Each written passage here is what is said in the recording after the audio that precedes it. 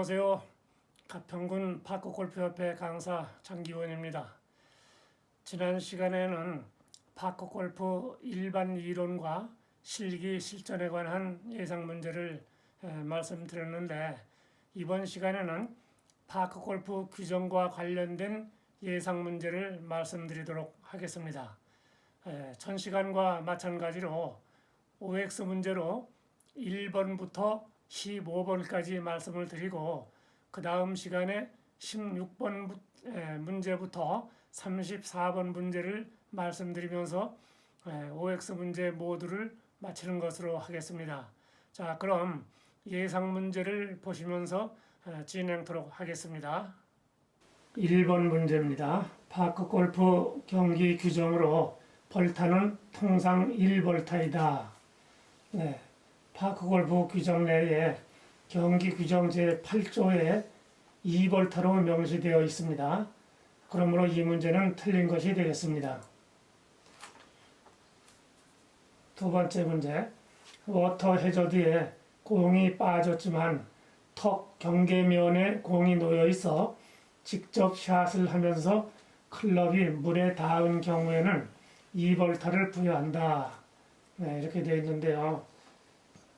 워터 해저드 구역에 공이 들어가면 구제는 받을 수 없고 공이 있는 그대로의 상태로 경기를 하여야 합니다.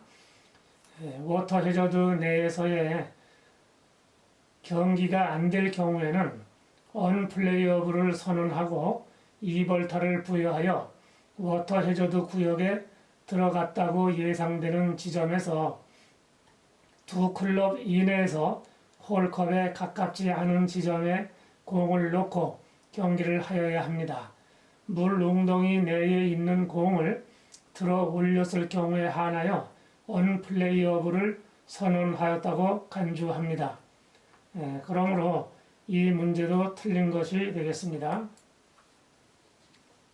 다음 세 번째 문제, 오비가 된 공을 찾지 못해 분실구로 된 경우는 오비로 인한 2벌타, 그리고 공이 분실되었으므로 또 2벌타로서 총 4벌타를 부여한다. 이렇게 되어 있습니다. 오비가 된 지점에서 공은 경기가 중지된 것으로 보아서 분실구에 대한 2벌타만 부여하여 예비공으로 나간 지점에서 오비 처치를 하면 됩니다. 그러므로 이 문제는 틀린 것이 되겠습니다. 다음 네 번째 문제입니다. 벙커 내에서 목표선 방향 쪽에 나뭇가지가 있어 이를 제거하고 샷을 하였는데 동반자가 벌타라고 판정을 하였다. 이 문제는 잘려진 나뭇가지는 움직일 수 있는 장애물이 되기 때문에 이 문제는 틀린 것이 되겠습니다. 다음 다섯 번째, 우천시 페어웨이에서 자신의 공에 진흙이 묻어 있어 이를 제거하고 샷을 하였는데 옆에 서 있던 동반자가 벌타라고 판정하였다. 이 문제는 맞는 것입니다. 왜냐하면 임의로 마크하였으므로 2벌타를 부여합니다. 우천시에는 동반자의 동의를 받아서 마크를 하고 그 이물질을 제거하도록 대회 시에 로컬룰로 정하여 공지하는 것이 좋습니다.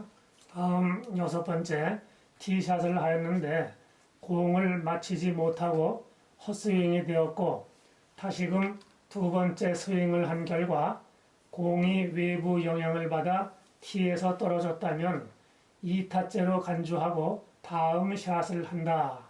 이 문제는 헛스윙 결과 공이 그대로 있으면 무벌타이나 외부 영향을 받아서 티에서 공이 떨어졌다면 스트로크를 하지 않은 것으로 간주하여 다시 티샷을 할 수가 있습니다.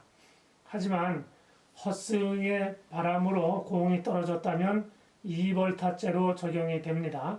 그러므로 이 문제는 틀린 것이 되겠습니다. 다음 일곱 번째 문제, 그린에서 공 마커가 퍼팅에 방해가 되면 이를 옮겨달라고 요구할 수가 있는데 클럽 한 개 길이만큼 원하는 옆으로 이동시킬 수가 있다. 이 문제는 클럽 길이가 아니고 클럽 헤드의 길이로 이동하는 것이 맞습니다. 그러므로 이 문제는 틀린 문제입니다. 다음 8번째 문제. 파3 홀에서 티를 사용하지 않고 티샷을 하였는데 홀인원이 되었다.